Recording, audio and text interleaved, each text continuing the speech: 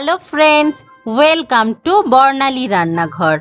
আজকের পর্বে আমি খুবই টেস্টি একটা বাঙালি রান্না নিয়ে হাজির হয়েছি।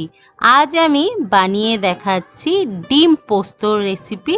আর এটা আমি একেবারে আমার নিজের স্টাইলে বানিয়েছি, খুবই সহজভাবে। গরম ভাতের সাথে যদি এই রকম ডিম পোস্ত থাকে তাহলে ভাত খাওয়ার জন্য আর কিছুই লাগে না। ডিম পোস্ত বানানোর জন্য ব্যবহার করছি সর্ষের তেল। এখানে আমি 5 টেবিল স্পুন সর্ষের তেল খুব ভালো করে গরম করে নিয়ে ফ্লেমটাকে মিডিয়াম করে দিলাম। আর দিয়ে দিচ্ছি 4টে সেদ্ধ করা ডিম। ডিমটাকে সেদ্ধ করে খোসা ছাড়িয়ে নিয়ে আমি ছুরি দিয়ে একটু চিড়ে চিড়ে দিয়েছি আর কাঁটা চামচ দিয়ে একটু ফুটো ফুটো করে দিয়েছি। আর নুন হলুদ না মাখিয়েই ডিমটাকে বেশ লাল লাল করে ভেজে তুলে নিলাম। আর গোটা ডিম কখনোই তেলে দেবেন না, তাহলে কিন্তু ফাটতে পারে। নতুন রাঁধুনিদের জন্য এটা একটা টিপস। এবার বাকি তেলের মধ্যেই রান্নাটা হচ্ছে। দিয়ে দিলাম একটা শুকনো লঙ্কা আর 3টে চিড়ে নেওয়া কাঁচা লঙ্কা ফোড়ন দিয়ে দিলাম। ফোড়নটা ভাজা হয়ে গেছে। এখন একটা বড় সাইজের পেঁয়াজ কুচি দিয়ে দিচ্ছি। মিডিয়াম ফ্লেমে পেঁয়াজটাকে একটু ফ্রাই করে নেব, খুব বেশি লাল করব না। যখন এই রকম হালকা একটা কালার চলে আসবে ঠিক সেই সময় এর মধ্যে দিয়ে দেব একটা বড় সাইজের টমেটো কুচি। টমেটোটাকে দিয়ে হালকা একটু নাড়াচাড়া করে নিচ্ছি আর দিয়ে দিলাম স্বাদ অনুযায়ী নুন দিয়ে দিলাম।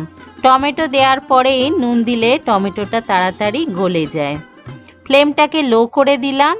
এবার এর মধ্যে আমি কিছু মশলা অ্যাড করছি।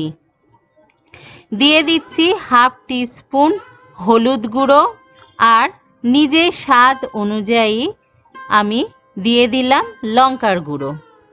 এখানে কাশ্মীরি রেড চিলি পাউডার আর নর্মাল ঝাল লঙ্কার গুঁড়ো দুটো মিশিয়ে আমি ব্যবহার করেছি। হলুদটা কমই দিতে হবে, হাফ টিস্পুন। আর 25 গ্রাম আমি পোস্ত বাটা দিলাম। ভালো করে মশলাটা আর পোস্তটা ভালো করে কষে নিতে হবে। অনেকে পোস্ততে হলুদের ব্যবহার পছন্দ করেন না, সেক্ষেত্রে তারা হলুদটা স্কিপ করবেন। মশলাটা ভালো করে কষা হয়ে গেছে সেটা বোঝার জন্য যখন দেখবেন বেশ তেল ছেড়ে বেরিয়ে এসেছে, তার মানে মশলাটা ভালোভাবে কষা হয়ে গেছে। আমার মশলা থেকে তেল ছেড়ে বেরিয়ে এসেছে। এবার এর মধ্যে আমি 1.5 কাপ জল দিয়ে দিলাম। খুব বেশি ঝোল হবে না, একটা গা মাখা গ্রেভি তৈরি হবে। ঝোলটা এখন ফুটে উঠেছে। এর মধ্যে দিয়ে দিচ্ছি সেই আগে থেকে সেদ্ধ করে ভেজে নেওয়া ডিমটা। ভালো করে মিশিয়ে দিলাম। ফ্লেমটাকে মিডিয়াম করে ঢাকা চাপা দিয়ে রাখতে হবে 5-7 মিনিটের জন্য। 5-7 মিনিটের মতো ঢেকে রেখেছিলাম। দেখুন গ্রেভিটা অনেকটা ঘন হয়ে গেছে। এবার গ্যাসের ফ্লেমটাকে অফ করে দিয়ে দিচ্ছি 1 মুঠো ধনেপাতা কুচি আর 1 টিস্পুন আমি কাঁচা সর্ষের তেল দিচ্ছি। এটা অবশ্যই দেবেন। এই কাঁচা সর্ষের তেলটা ডিম পোস্তর টেস্টটা অনেকটাই বাড়িয়ে দেবে।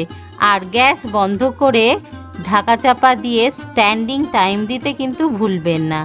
10 মিনিট স্ট্যান্ডিং টাইম দিয়ে গরম গরম ভাতের সাথে আমি সার্ভ করেছি আমাদের আজকের রেসিপি ডিম পোস্ত। অবশ্যই আমার স্টাইলে ডিম পোস্ত বাড়িতে বানান। আর আপনাদের কেমন লেগেছে সেটা আমাকে কমেন্ট করে জানাতে ভুলবেন না। আর নতুন বন্ধুদের বলবো আমার চ্যানেলটা সাবস্ক্রাইব করে পাশে থাকুন। দেখা হবে আবার পরের রেসিপির সাথে। সবাই ভালো থাকবেন, ভালো খান, সুস্থ থাকুন। বাই।